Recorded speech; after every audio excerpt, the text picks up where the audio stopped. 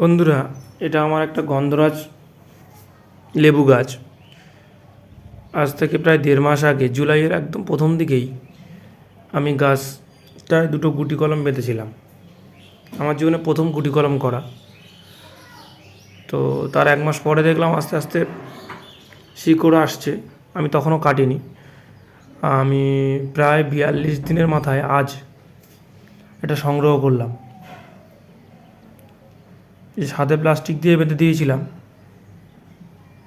গুটি কলমটা করার সময় কিছুই বিশাল পরিমাণ যে কষ্টকর কোনো পদ্ধতি সেরকম কিছু নয়।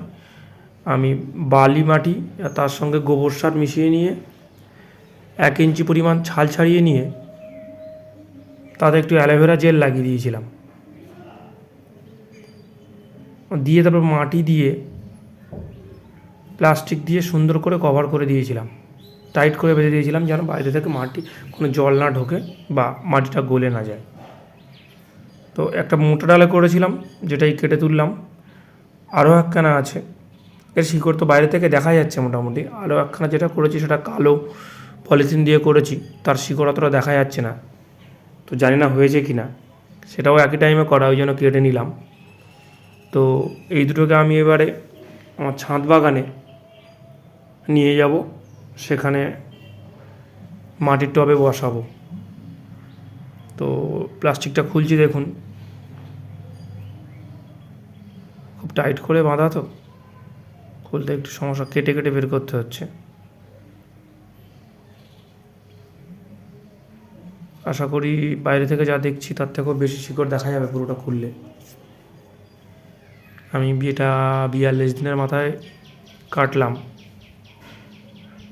আর এখন বর্ষার সিজন, গাছ এলে এই সময় লাগিয়ে দিলে গাছটা হয়ে যাবে বলে আর দেরি করলাম না। গুটি কলম মোটামুটি 40 থেকে 45 দিনের মধ্যে কেটে নিলে অসুবিধা হয় না, কারণ শিকড়টা যথেষ্ট পরিপক্ত হয়ে যায়। দেখুন কী পরিমাণে শিকড় বেরিয়েছে।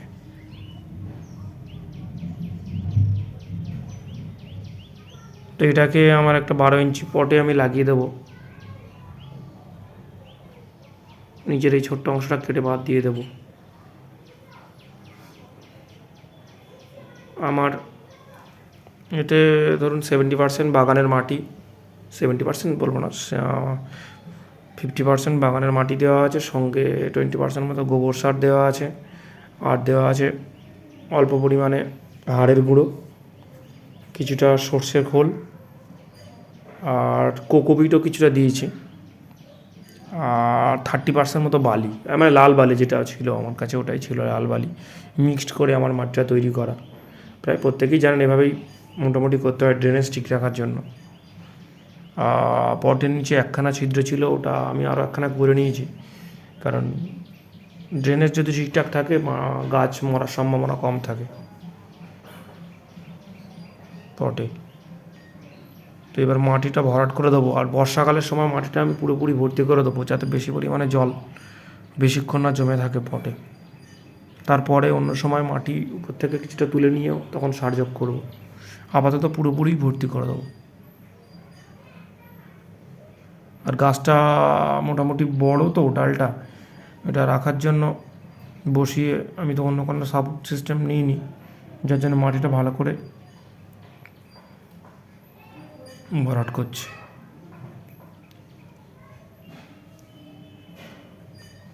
একই রকমভাবে আমি আর এক যেটা দেখালাম,